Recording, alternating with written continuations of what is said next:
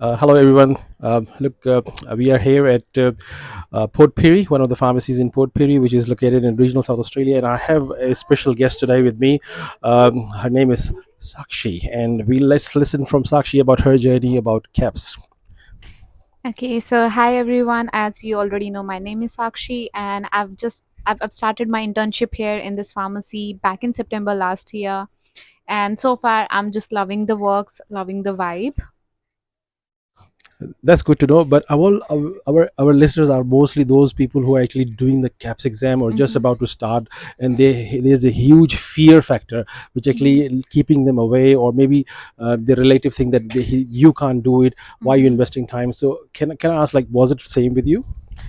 Um, Initially, I had so many fears in my head as well, Okay, whether I'm gonna pass it or not. right. But then I didn't have any other option. I didn't want to pay this lump sum money again for the exam. So I had like one and last shot, and I did whatever I could to pass the exam in the one go.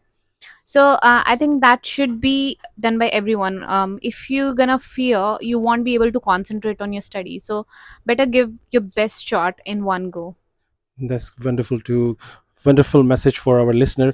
But I like to know a little bit that when you attend, did you attend and pass the exam in your first attempt? Yes. Oh my God. Okay. So she's a brilliant person who did hard work and not fear, no fear factor involved at all. And can I ask, like, when you graduated and when you did that exam, what was the gap between that? So I graduated in May 2019, and my exam was in March 2022. So there was a gap of 2 3 years, but it was still fresh in my memory. um Anyways, I've just heard a story today that someone gave exam after a 26 years Yes. age of gap. So gap is no matter, it's just your determination that needs to be strong enough. That's very nice. What you just said, determination is required, and as we all heard from Sakshi about this journey, especially the CAPS journey, and can you please let the audience know that where you finished your graduation, which part of the world? So I'm from India, and I graduated from Kurukshetra University in India in 2019. Right. And after that, I came to Australia. I finished my masters. I graduated from one of the universities in Australia in 2021. And then I thought of giving the CAPS exam, and I applied for it in December 2021, and I just studied for 2 months. And yeah, I Two just months. yes, Oh my two God. months Oh I my God. studied This for is two very months short period. So how many hours that you spend in study? Can you please let everyone know about it? I would say that I studied for like 7 hours every day. Wow. Okay. 7 hours every day, yeah, Okay. pretty much. That's an average. That's right.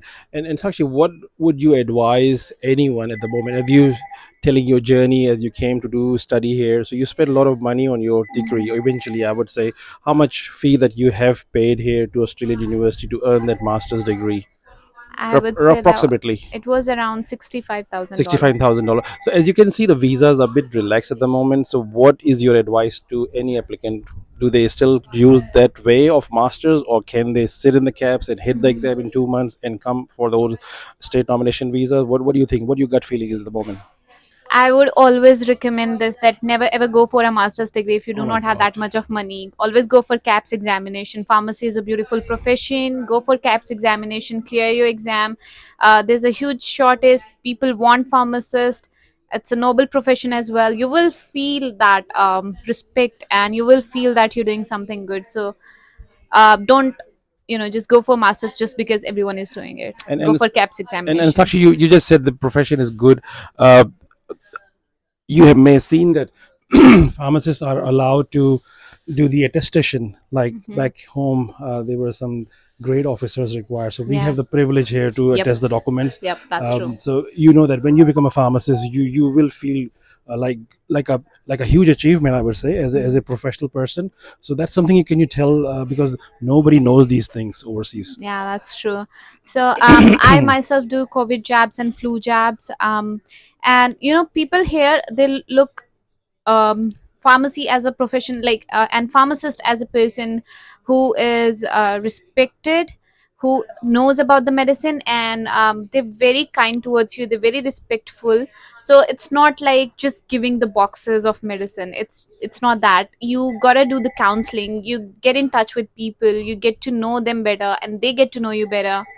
And yeah, it's wonderful, it's a beautiful journey. That's very good. And Sakshi just demonstrate that how she engage with the Australian community people. That's mean that she actually talking about the cultural difference that we probably everyone need to learn how to get engaged with the Aussie people. Uh, one thing, one question is asked by my colleagues all the time. Irfan, we heard Australia is a racist country. What do you say about that? I've never ever faced any racism Oh my so God. far.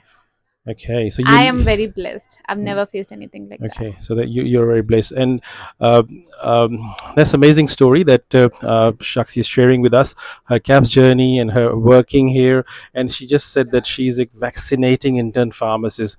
What does that mean? What does that mean? Vaccinating, like, can't everyone vaccinate in Australia, like every pharmacist, or do they need to have a special training?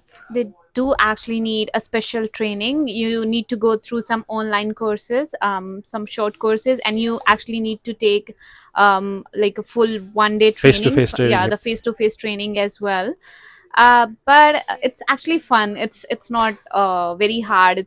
You'll just enjoy it. So you're doing COVID vaccine, you're doing flu vaccine, you're Hmm. doing MMR Yep. vaccine. You're allowed to do, and also there was one vaccine which is called diphtheria vaccine. Like, Yep. all right, okay, so a lot of vaccines, and how you see the future of this pharmacy, community pharmacy work, as you just enter into this profession. Hmm. You are young. How old are you? I'm 26. 26. So she's 26-year-old. So she got a broad time frame. So what do you think the future of this profession? What can you tell us? Tell us a little bit about I you think the listeners. future is way more glorious than what we actually have at this point, because there are few debates going on if the pharmacist can write a prescription or Yes, not. That's yes, one thing. And you know how other states like Queensland, they allow pharmacists to do like each and every vaccine. vaccine. Yes. Yeah, so that could be done in South Australia as well, maybe in the future. We never know. And you know that UTI, which is urinary tract infection Hmm. treatment, pharmacists are Hmm. now allowed to. They're doing a trial process where a pharmacist can prescribe Hmm. and do a consultation and give the antibiotic probably. So that's something new that very Yeah. exciting for any pharmacist.